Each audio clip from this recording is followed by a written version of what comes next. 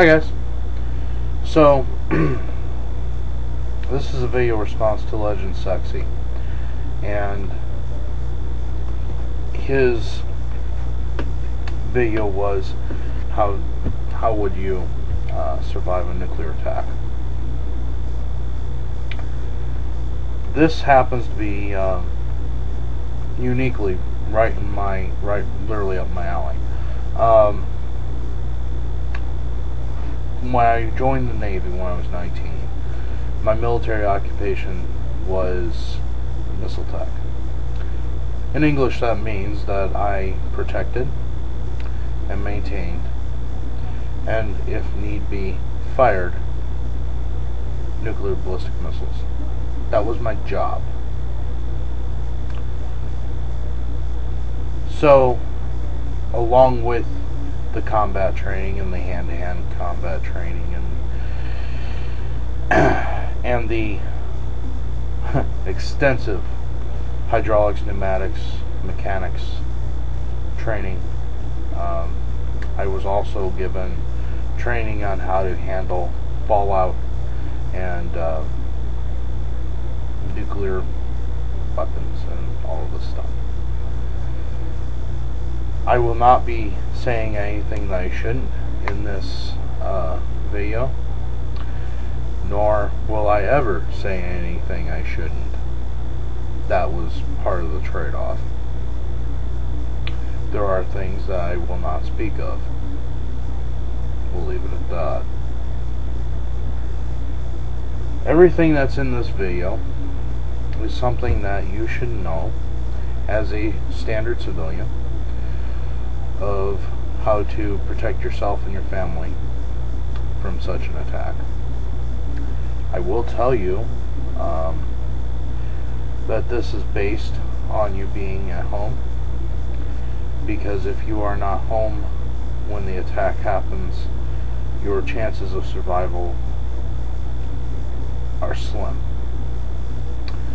If you are caught out in such an attack, the best thing that you can do is try to find a earthen bridge and try to crawl under it,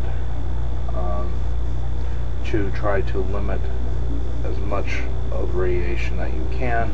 The idea of putting as much between you and the radiation as possible. I'll go into that a little bit later. That's pretty much your best shot. Outside of that, you need to be home. That's your best chance of survival. So now you know why you might want to watch this video. So without further ado, quick side note: most of what you will learn in the next 20 minutes or so is various methods that are accepted for survival. These methods have been given and trained and drilled into me by the U.S. government. So these are the methods that will save your life. The most important one to know, though, is that they are all based on one principle, and that's time distance shielding.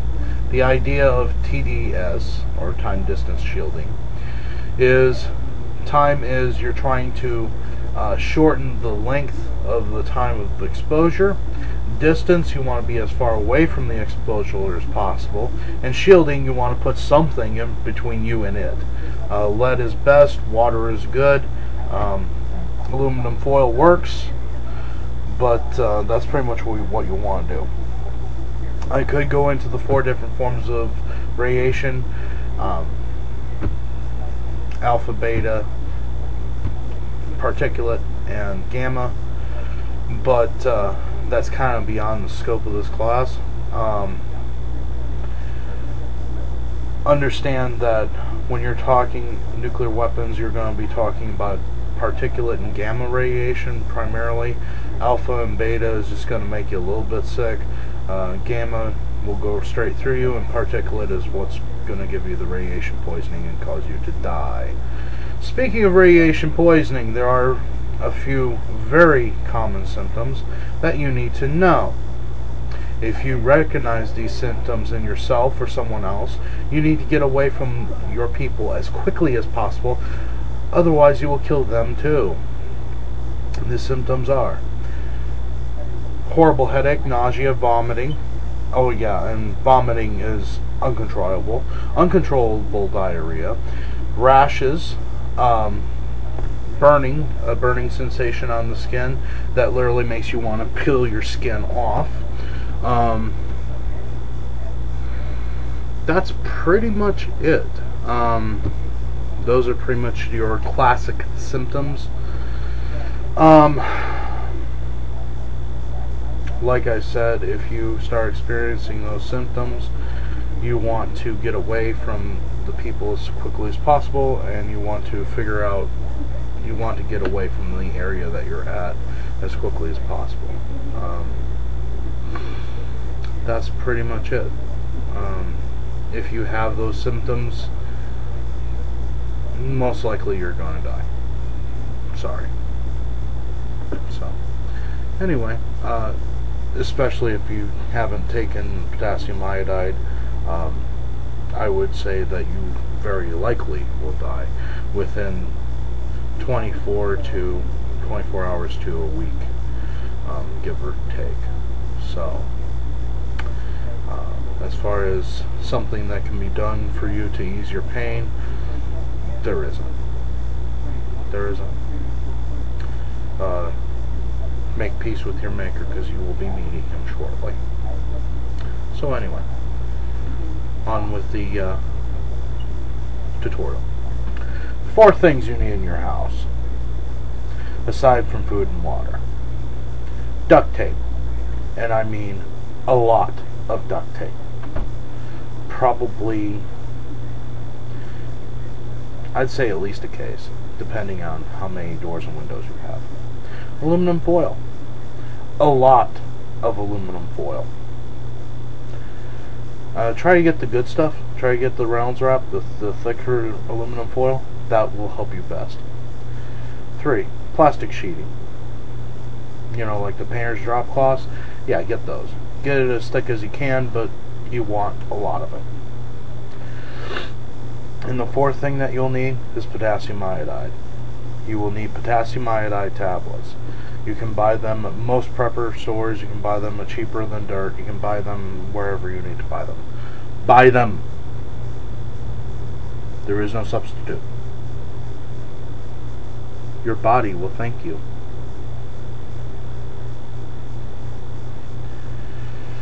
Alright, so let me take you through a day in the life of. Okay? You're sitting down at the couch. The message goes across. What's the first thing you do?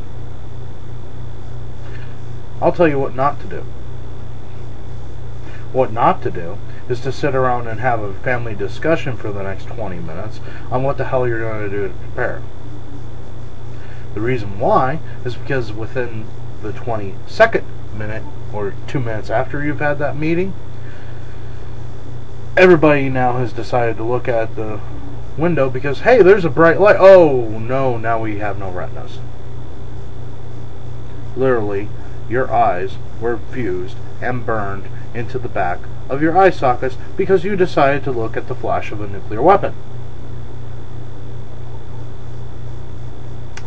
Thank you, have a nice day. See the problem here?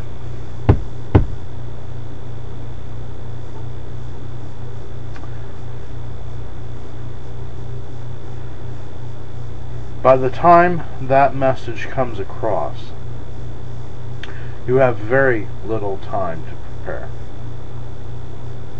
Okay? I cannot tell you exactly how long that will be, because obviously that varies. But I will tell you that by the time you get the message that nuclear missiles are imminently attacking you, Yeah, you're the last person to know. It's just the way of it. It's the way it's done.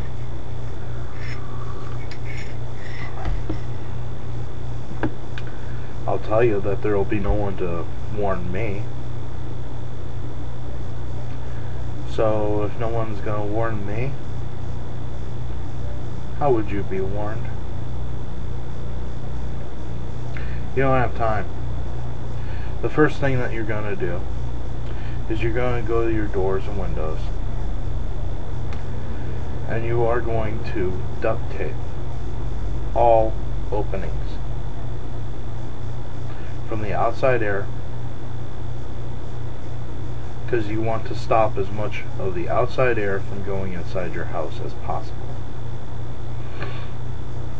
After you've duct taped all the openings, and I do mean including air conditioner vents, any holes that were drilled into the side of your wall for cable installation, any holes that were drilled into the side of your wall for whatever purpose, reason, or anything.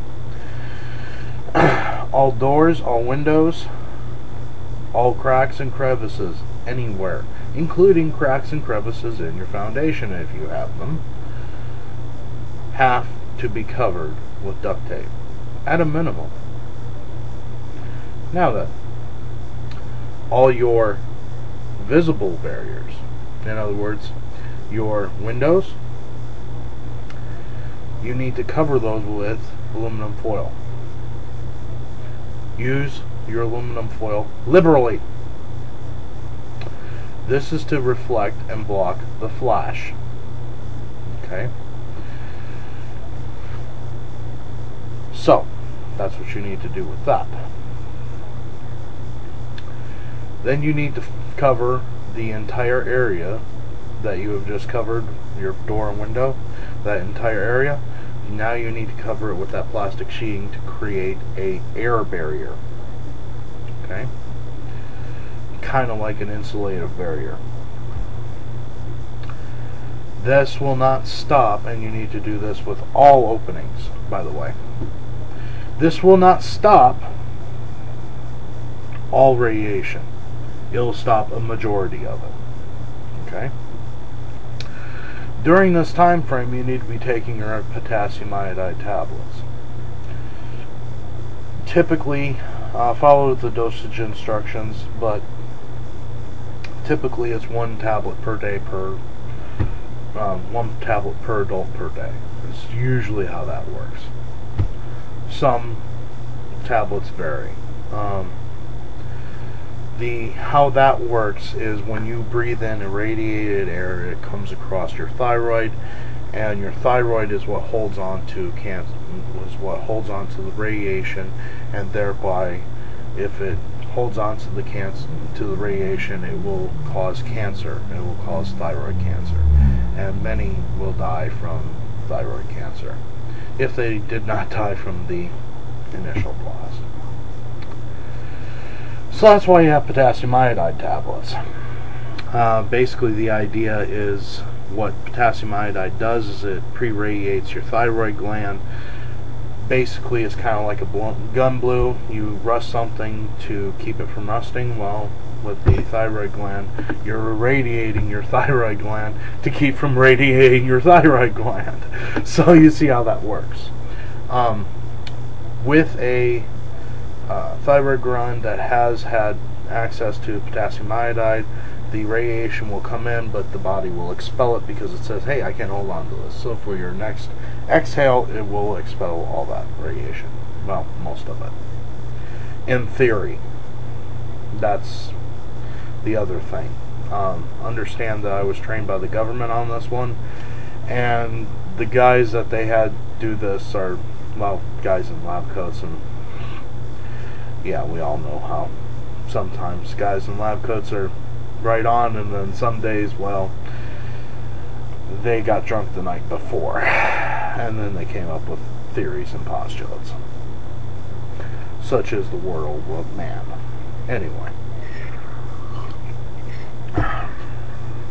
hence why I need to have coffee for this conversation.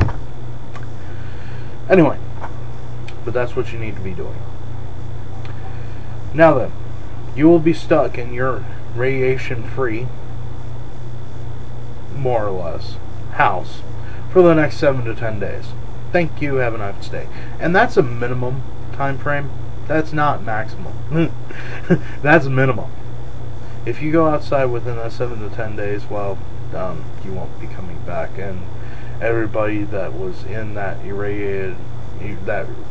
radiation-free household, yeah, because you went out the door, you bled in a whole bunch of radiation, so not only will you die, but your entire family will die also. So thank you, have a nice day, you just killed your family. Thank you. Alright then. Next question. Water. You cannot turn on your tap. Do not turn on your tap. Do not use a faucet. Do not use your toilet. Do not use your shower. Do not use anything that uses water. Why? Because you're bringing things from the outside into the inside. That's why. Now, water tends not to be radiated all that much, but you also have to understand that there's a possibility of it, and do you want to be taking any chances? No. So if you do not have water stored, guess what?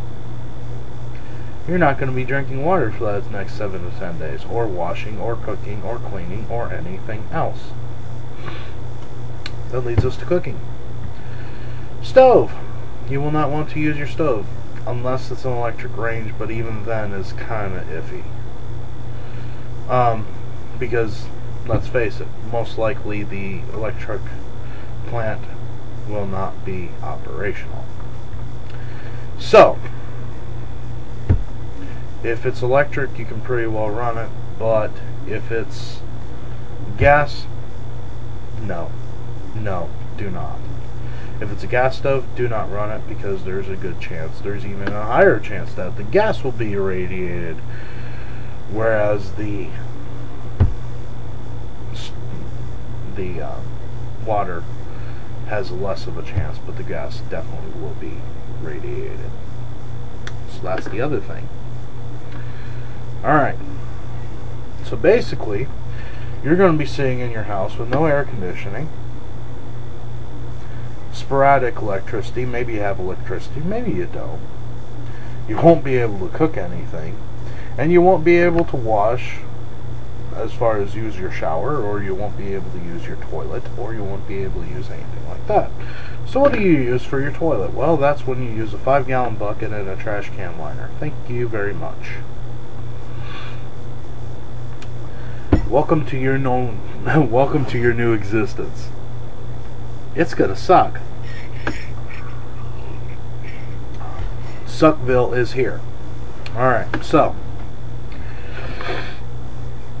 you will stay in your radiation-free house as long as you can.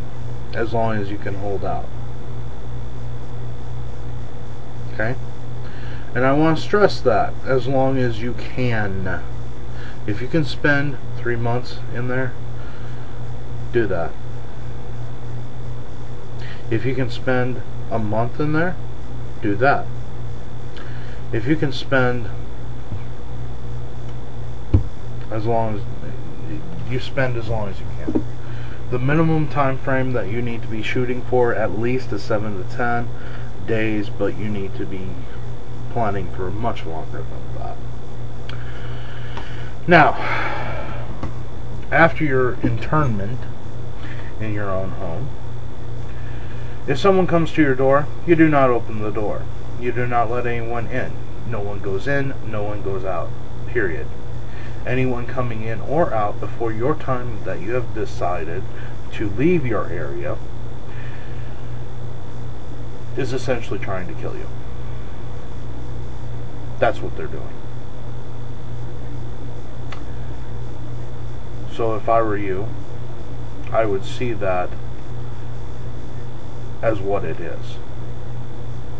If they are trying to breach your home, they are trying to either kill you on their own, for their own amends, or they are trying to kill you by radiation. Either way, they are threatening you with death. Therefore, in my mind, self-defense is authorized. because it is a threat. Now, I hope that settles that question. The thing that you will experience upon leaving your home is that the area around you will be lifeless. There will most likely, if there is anything green, you will not be able to eat it. You will not be able to eat anything green for up to about a year. Well, until the next season. So, if it's midsummer, guess what? You're going to have until spring.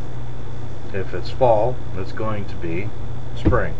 If it's winter, it might be spring, or it may not be spring, or it may be an entire year again. So, depends on how close you are at the end of winter. If it's winter like December winter, spring. If it's winter like January winter, and it's a cold, hard winter, spring. If it's winter as in February, oh, I don't know. If it's winter as in, hey, it just turned April, or if it's in the March, April, good luck, buddy. You're going to have to wait till next year, most likely. The earliest that you could eat anything would be 6 months, but even then I wouldn't trust it, so at the very least you're talking August, maybe. Most likely it'll be the next growing season. So yeah, if it's green, you won't really be able to eat it much. That leaves other things that are furry and scaly. Okay. Things that are furry and scaly should be safe-ish to eat. Within the first 3 months, month and a half to 3 months, give or take, you're going to want to live off of fish, because fish have been protected from the water from as much radiation as possible. They are going to be the safest thing to eat. The next safest thing to eat would be squirrels and other small mammals like that. Cows would be probably very heavily radiated if they have survived. Pretty much at this point, if it's small and it has survived, you're probably pretty safe. That leads us to campfire. You do not want to use any live wood or any green wood for your fire, period. If it is live or if it is green, it will be irradiated, and if it's irradiated and you decide to burn it, well, you just put all those radiation particles all over your food that you just decided to eat. So that's kind of like taking your tree rat steak and pouring a whole bunch of radiation salt on it. Have fun. I do not foresee you living very long.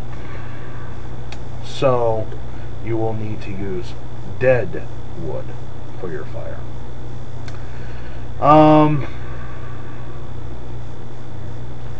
From that point, most likely you will be okay. From that point on, it will be pretty much your standard survival of the fittest, reset, and from there you can use pretty much most of your normal plans. Because if you have survived to this point, most likely you will not die from this. It will probably be something else that kills you. So yeah, that's your how-to guide. I could have told you what I would do, but I think that most of you would have gotten bored. And the fact of the matter is that this is what I was taught to do, so I'll probably have some semblance of that. It's better for me to tell you what to do instead of simply show you what I'm doing. This is how you survive it. Take it from a guy who's trained in it. I wish you all luck. I hope that this video has helped somebody, even if I was not able to physically help them, or I was not able to